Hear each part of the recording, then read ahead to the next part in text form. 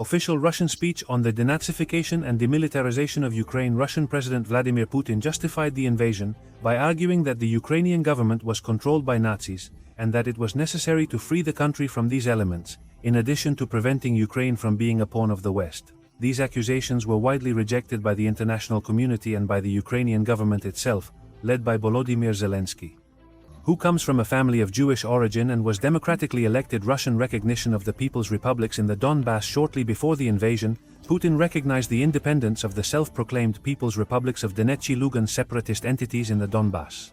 This de facto broke the Minsk agreements. It served as a pretext for the military incursion under the supposed defense of these regions. Development of the war, the initial offensive and the Ukrainian resistance. On February 24, 2022.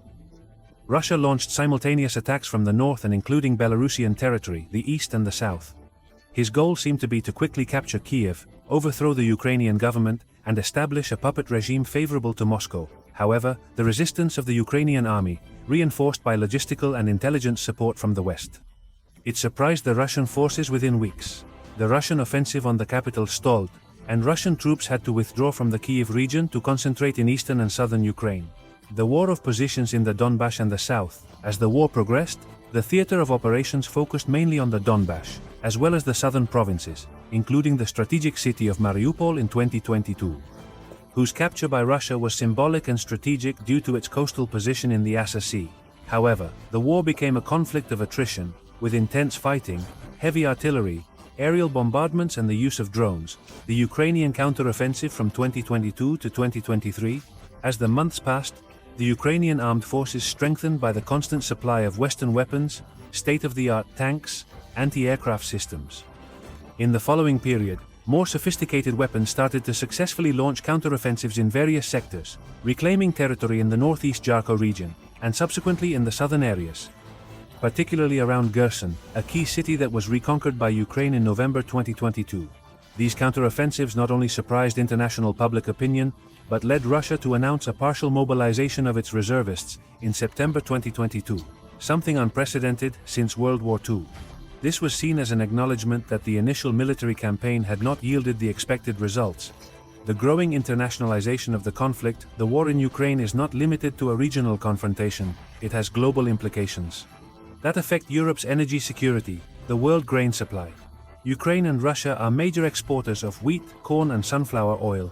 Economic stability, power relations between the West, Russia, China and other emerging powers, as well as the international legal framework based on the Charter of the United Nations. Economic sanctions on Russia after the start of the invasion. The United States, the European Union, the United Kingdom, Canada, Japan and other countries imposed unprecedented economic sanctions on Russia. These sanctions affected banking, technology exports, Russian central bank reserves, elites close to the Kremlin and the energy sector. The objective was to weaken the Russian ability to finance the war and pressure Moscow to negotiate energy dependence and readjustments in Europe. Europe was heavily dependent on Russian gas and oil before the war. The conflict forced the UE to look for alternative suppliers and implement energy-saving policies and accelerated transition towards renewable energies. The supply cut or reduction of gas from Russia generated tensions, price increases and the need to diversify energy sources. Military and diplomatic support to Ukraine. While NATO did not intervene directly with troops on the ground, numerous Western countries provided Ukraine with significant military aid, including anti-tank, anti-aircraft systems, artillery, ammunition, armored vehicles. Modern tanks such as the German Leopard, Challenger, 2 British and American Abrams, and over time, even considerations about sending fighter jets. Besides, Western intelligence shared information so Ukraine could better defend itself and plan its operations diplomatically.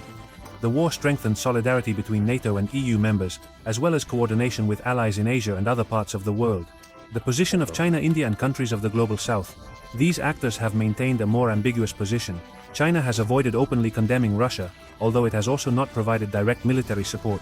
India and other countries in the so-called Global South have sought to balance their interests, abstaining from UN votes and taking advantage, giving discounts on the purchase of Russian energy without fully aligning with either party. Humanitarian and human rights dimensions, civil victims and displaces. The war has generated a humanitarian catastrophe. Thousands of civilians have died and millions have been forced to flee their homes. Europe has experienced the largest refugee crisis since World War II, with millions of Ukrainians seeking asylum mainly in neighboring countries such as Poland, Romania, Moldova, Hungary, and Slovakia. As well as in more distant nations on the continent, war crimes and human rights violations.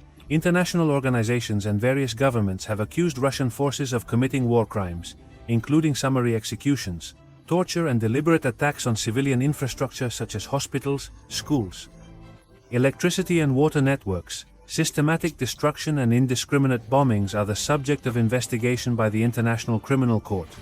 Possible abuses by Ukrainian forces have also been documented, although most international complaints have focused on the actions of the invading party, the use of energy, information and hunger as weapons. Russia has been accused of using food security and preventing or hindering Ukrainian grain exports through the Black Sea, as well as energy and Europe gas cuts as pressure tools. Disinformation and propaganda have also played a crucial role on the Ukrainian side. The government has maintained a successful international communication campaign, generating sympathy and external support, countering the Kremlin's narrative. The prolongation of the conflict and future prospects.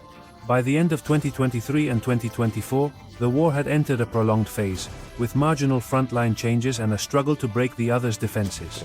Although Ukraine has shown resilience and counterattacks and Russia has consolidated control over some territories in the east and south, the prospects for a permanent peace agreement remain uncertain. Several factors will influence the outcome.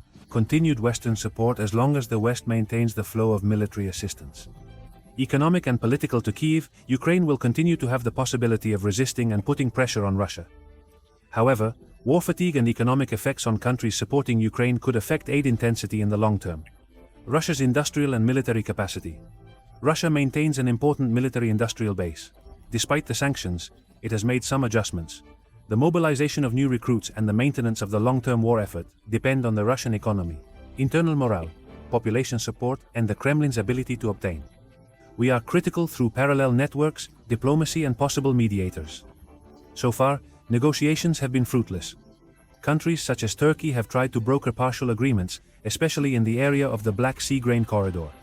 A stable diplomatic solution would require difficult consensus, recognition of the status of the occupied territories, security guarantees for Ukraine, and a redesign of the European security framework. None of this seems close, given the political rift and mutual distrust. Long-term impact on the international order. The war in Ukraine has further fractured relations between Russia and the West, reconfiguring alliances and pushing Europe towards greater energy and military independence. Likewise, it has strengthened NATO, giving new prominence to countries that were previously neutral, and has highlighted the tensions in the emerging international order. Ukraine's determination to preserve its sovereignty and territorial integrity, as well as the willingness to Russia. The use of military force to achieve its geopolitical objectives are elements that will mark the course of international politics in the coming decades. Conclusion: the war between Russia and Ukraine is a multidimensional conflict that combines ancient historical disputes, national aspirations, geopolitical tensions, economic interests, ideological rivalries, and military maneuvers. Its repercussions go beyond the borders of both countries and affect regional stability, food security, energy markets, international law and world order. As the conflict continues, diplomatic solutions seem distant, while the human, material and political costs continue to increase, marking the fate of Ukraine, Russia and the European continent, as well as the place this war will occupy in the annals of contemporary history.